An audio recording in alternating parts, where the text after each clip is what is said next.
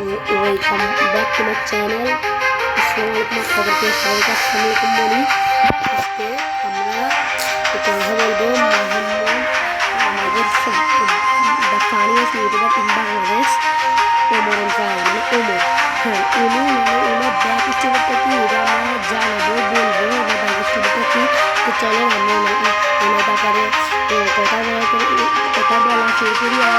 তার আগে আমরা আমাদের চ্যানেলটাকে লাইক এবং সাবস্ক্রাইব করে দিবেন।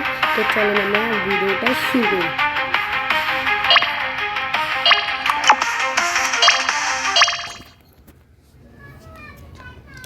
তো মানে আমাদের যে ওমর ফায়ারের মা ছিল, উনি থেকে ওনার মানে ওমর ফায়ারের বাবা না থাকায় ওমর ফায়ারের মা মানে ওনার মা থাকি মা বলতে গেলে মা ওনার মানে থেকে অনেক গান খাইছিল, মানে অনেক খারাপ খারাপ কথা শুনছিল ওনার বাপের বাড়ির থেকে।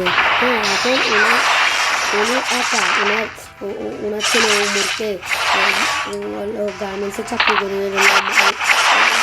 যত টাকা দিয়ে ওমর ফায়ারকে লালন পালন করছে। এখন লালন পালন করার পর ওমর ফায়ার মানে ওমর ফায়ারের বড় হয়ে একটাই স্বপ্ন ছিল যে ওনার মা আর নানিকে মানে উনি যে মানে যেখানে মানে করছিল ওই জায়গায় নিয়ে যাবার। এখন এটা উনি সব থেকে বেশি ভালোবাসতেন ওনার মা আর ওনার নানিকে। উনি ওদের জন্য যা কিছু মানে ওনার জীবন দিতে রাজি ছিলেন। উনি ওই জন্য কান্দি দিয়েছিলেন যে সময় উনি এই কথাটা বলছিলেন এই জায়গায় নিয়ে যাবেন।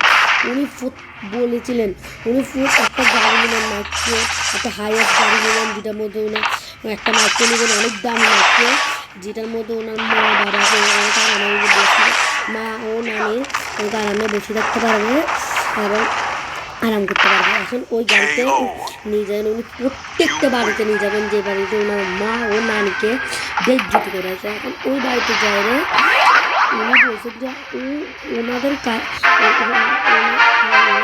নানি ওদেরকে গালি দিবে যারা আগে ওনাকে গালি দিয়েছিল, ওনাকে বেজ্জতি করছিল।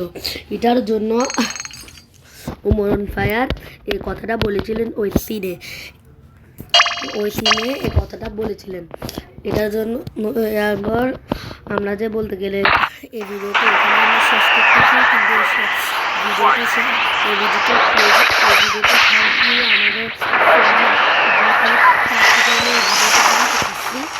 মানে উনি কি মানে ইয়ারে জানতে পারছি মানে ওমর ফায়ারের কথাটা জানতে পারছি।